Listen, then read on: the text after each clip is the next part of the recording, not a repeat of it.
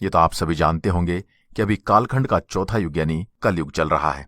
कलयुग के बारे में हिंदू धर्म शास्त्रों में कई प्रकार की बातें बताई गई हैं। जैसे जैसे कलयुग का समय बढ़ता जाएगा, वैसे वैसे धरती के ऊपर से धर्म का नाम समाप्त होता जाएगा। मनुष्य की आयु कम होती जाएगी और अंत में भगवान विष्णु कल्कि का रूप धारण करके दोबारा धर्म की स्थापना करेंगे, यानी कल्कि अवतार तक धर्म पूर्णतः समाप्त हो चुका होगा। तो क्या आप जानते हैं कि महाभारत ग्रंथ में कलयुग की वो सारी बातें पहले ही बता दी गई थी, जो आज सारी सच साबित हो रही हैं। आज हम उन्हीं बातों को आपके सामने लेकर आए हैं। दोस्तों, ज्यादातर लोग कौरव और पांडवों के युद्ध के बारे में जानते हैं, लेकिन इसमें बहुत सी ऐसी बातें बताई गई हैं जिनको अगर मानव अपने जीवन में उतार ले तो उसे जीवन का संपूर्ण ज्ञान मिल सकता है।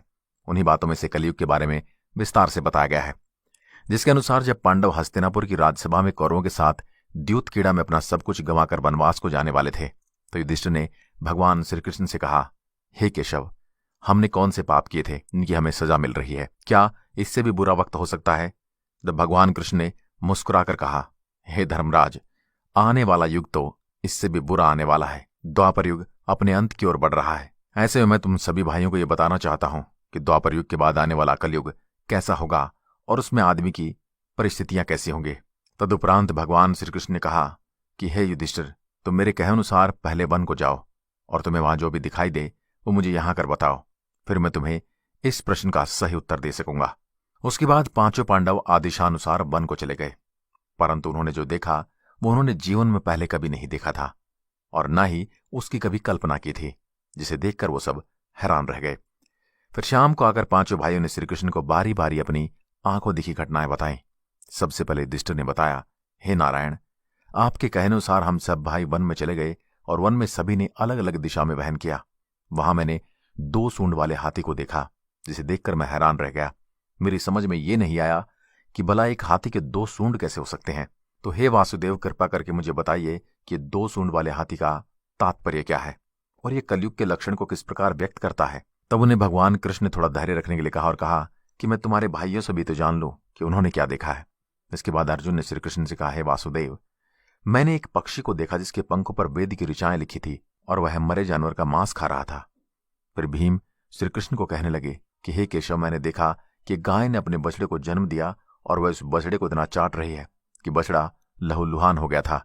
उसके कारण मैं हैरान हो गया, भला कोई मां भी अपने बच्चे के साथ ऐसा कर सकती है। अब श्री कृष्ण ने सहदेव की ओर देखा तो सहदेव ने बताया कि हे वासुदेव, मैंने देखा कि वन में एक जगह पर कई सारे कुएं हैं। चारों ओर के कुएं में पानी भरा हुआ है और वह उनसे निकल रहा है, लेकिन बीच वाला कुआं, जो कि सबसे गहरा भी है, बिल्कुल खाली है।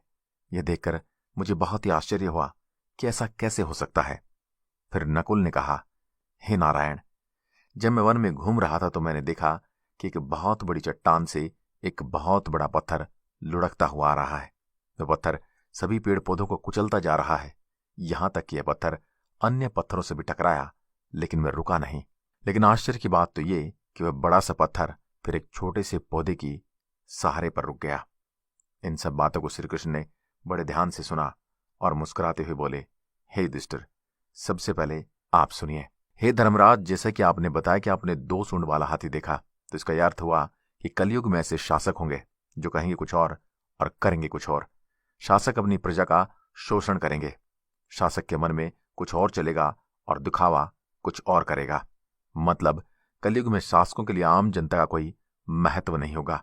वो बस राज करने के लिए ही शासक होंगे और जनता का शोषण करने के लिए ही वो गद्दी को पाना चाहेंगे। इसके बाद श्री कृष्ण अर्जुन से बोले, हे धनंजय, जैसा कि तुमने एक पक्षी को देखा जिसके पंखों पर वेद की ऋचाएं लिखी थी, पर वह मरे हुए जानवर का मांस खा रहा था, तो इसका अर्थ ये हुआ कि कलयुग में ऐसे मानव होंगे जो बहुत ही ज्ञानी बुद्धिमानी कहलाएंगे, लेकिन उनके आचरण असुरों जैसे होंगे। ऐसे लोग पंडित और विद्वान कहलाएंगे, किंतु उनके मन में यही विचार चलता रहेगा कि कोई मरे और उसकी सारी संपत्ति उसकी हो जाए, या किसी की मृत्यु का लाभ उठाने के लिए भी लोग आगे बढ़कर आएंगे।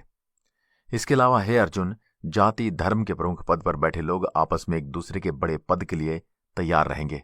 कोई कब हटे और मैं उसका स्थान ले लूं, तो लाखों मनुष्य में कोई विरला ही संत पुरुष होगा। अर्जुन के पश्चात श्री कृष्ण भीम से बोले, जैसा कि तुमने देखा गदाधर, एक गाय ने एक बछड़े को जन्म दिया और वह उस बछड़े को इतना चाट रही थी कि बछड़ा लहूलुहान हो गया। इसका अर्थ यह हुआ कि कलयुग में माताएं अपने बच्चों पर इतनी ममताएं बरसाएंगी कि उनके बच्चों को खुद का विकास करने का मौका ही नहीं मिलेगा। इस कारण वे मोह माया में पड़कर ही बर्बाद हो जाएंगे। इसके अलावा किसी का बेटा अगर घर छोड़कर साधु बनेगा तो हजारों व्यक्ति दर्शन करेंगे, किंतु मनुष्य का अपना बेटा साधु संत बनेगा तो वे रोएंगे कि मेरे बेटे का क्या होगा। इतनी सारी मोह माया होगी कि उस मनुष्य का पूरा जीवन अपने बेटे के याद में ही व्यर्थ चला जाएगा। अंत में बेचारा अनाथ होकर मरेगा। इसके बाद श्री कृष्ण सहदेव से बोले, सहदेव, जैसा कि तुमने बताया कि वन में एक जगह 6-7 कुएं हैं, चारों ओर से कुओं में पानी भरा हुआ है, लेकिन बीच वाला कुआं जो कि सबसे गहरा भी है और खाली भी है। इसका अर्थ यह हुआ कि कलयुग में पैसे वाले लोग अपने बच्चों की शादी में, अपना मकान बनाने में लाखों रुपए खर्च कर देंगे, लेकिन उनके पड़ोस में यदि कोई भूखा या प्यासा मर रहा होगा तो उसकी कोई सहायता नहीं करेगा। भले उनका पड़ोस में कोई सगा संबंधी हो, लेकिन वो उसे देखते ही रहेंगे। कलयुग में आदमी मांस, शराब आदि में पैसे उड़ा देंगे, किंतु किसी के आंसू पोंछने में उनकी कोई रुचि नहीं होगी। अर्थात कलयुग में अन्न के भंडार तो होंगे, लेकिन फिर भी लोग भूख से मरेंगे। एक ही जगह पर असमानता अपनी चरम सीमा पर होगी। फिर श्री कृष्ण ने नकुल से कहा, हे नकुल, जैसा कि तुमने देखा कि जब वन में घूम रहे थे तो तुमने देखा कि एक बहुत बड़ी चट्टान से एक बहुत बड़ा पत्थर लुढ़कता हुआ आ रहा है। वह पत्थर सभी पेड़ पौधों को कुचलता हुआ जा रहा है, यहां तक कि वह पत्थर अन्य पत्थरों से भी टकराया, लेकिन वह रुका नहीं।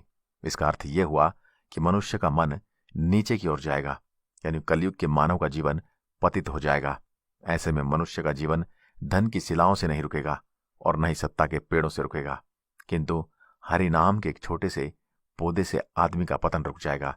अर्थात कलयुग में जो भी मनुष्य धन की मोह ममता छोड़कर हरि नाम जपेगा उसे कोई कष्ट नहीं होगा और मृत्यु उपरांत परमेश्वर के चरणों में उसे स्थान मिलेगा। जो फल उसे त्रेता युग और द्वापर युग में घोर तपस्या करने से भी नहीं मिलता, वो उसे कलयुग में मात्र भगवान का स्मरण करने से ही मिल जाएगा।